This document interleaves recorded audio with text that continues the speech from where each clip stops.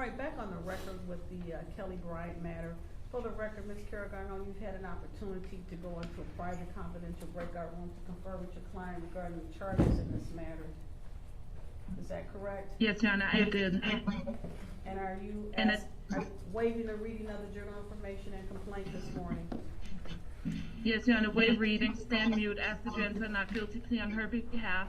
I did advise her of the nature of the offenses, the maximum possible penalties, as well as gave her basic constitutional rights. All right, this matter is hereby assigned to Honorable Judge Cynthia Walker. She will be back before her on for a probable cause conference March 4, 2025, for a probable cause conference with an exam date set for March 11, 2025. Ms. Bryant, that exam date is a tentative date depending upon everyone's schedule, but by the court rule, we have to set a date to keep it going. That will be at 9 o'clock. The PCC, the probable cause conference, is at 1:30. Of course, if you're unable to retain an attorney, and a court-appointed attorney will be provided for you to help you navigate and to communicate before Judge Walker on your next court date in this matter. Pretrial services relative to bond, but for the record, Ms. Carragano, are you in receipt of the pretrial services report bail recommendation in this matter? Your Honor, and I did discuss it with my client. Okay, all right. I am, yes. Okay, and have you read and reviewed that? I did do that in the breakout room, Your Honor. Sorry, there's a lot of feedback, I think, from the jail screen. I think that's our problem right now. Yeah, our problem is from the jail But yes, I did review screen. it, and I talked to her. Okay, all right, so they're recommending release with conditions in this matter, so we're gonna go from there. We have the PCC date. I'm gonna have you speak to bond, and then I'll make my decision as to bond, and I'll also have prosecution speak to bond. Ms. Carragano, you asking the court to accept the recommendation as provided by pretrial services? I am, Your Honor. MCR 6.106, if you go through those conditions, provide that a personal recognizance bond with any conditions should be provided unless Ms. Bryant fell under some of the very specified exceptions to a personal bond that are listed. The court can also provide a cash bond if the court finds that Ms. Bryant is either a risk to the community or a flight risk. This particular case is serious, and we're not denying that it's a very serious case. However, I don't believe that the facts and circumstances of the case give any indication that Ms. Bryant is a risk to the community at large.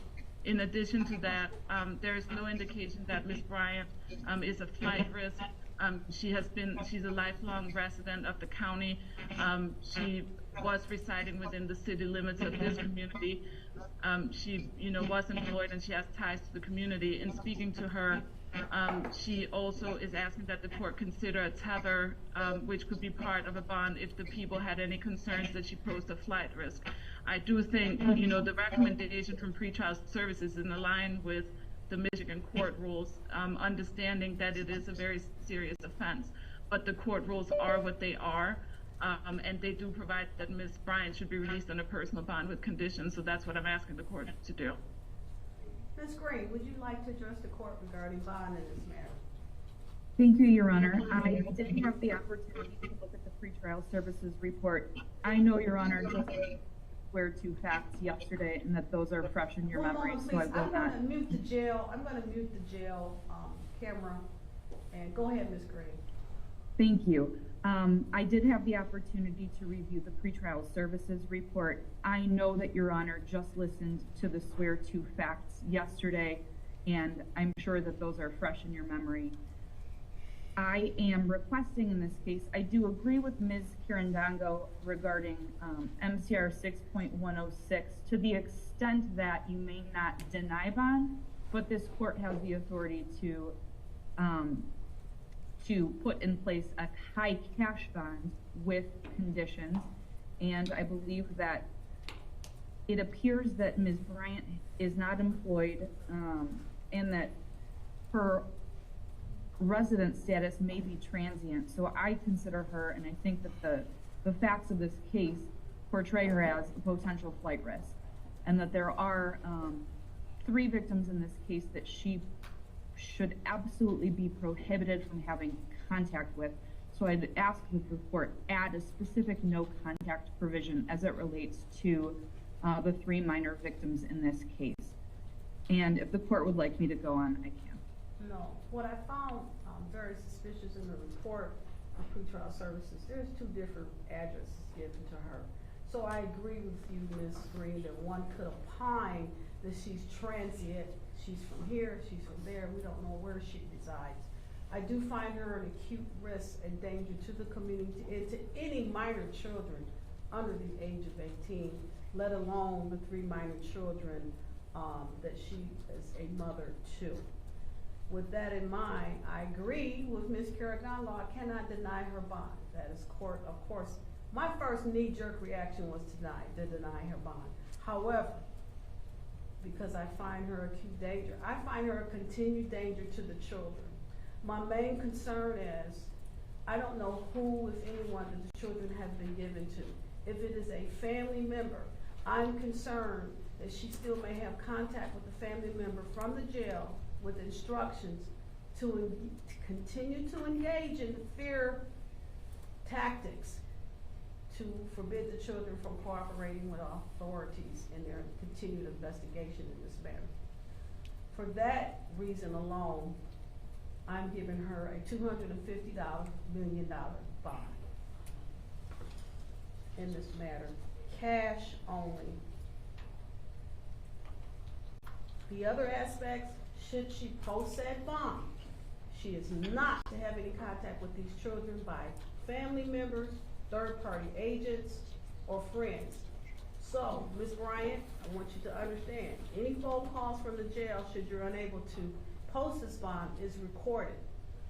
Should the court find out that you are sending messages to engage in further fear tactics and intimidation of the children, your phone privileges will be removed. You're not to have, in fact, any contact should you post this bond with any children under the age of 18. In this matter, if you post this bond, you should be supervised by pretrial services, no alcohol or drugs, no weapons or firearms, and a GPS tether with a verified address, because I'm concerned pretrial services has indicated 2 different reported addresses for you. I don't believe anyone knows where you have been staying, madam. There's no consistent history. Anything further regarding the bond, Ms. Carragano, Ms. Green? Just ever so briefly, they had no issues finding my client to arrest her. So I just want the record to be clear on that. Ms. Green? Your Honor, you have before you information that the defendant has been lying about her whereabouts, the whereabouts regarding what she was telling where the children were. So you have a lot on this record in terms of inconsistencies with her location and the information that she's given to put in place this high cash bond. All right. Thank you, everyone, for your cooperation in this matter. Ms. Bryant, you are thanked and excused from the camera. Ms. Carragano, Ms. Green, thank you so much. Pretrial service, thank you so much. Ma'am, can you get up and let the deputies know we're ready for the next defendant? Thank you. Thank you very much. Thank you.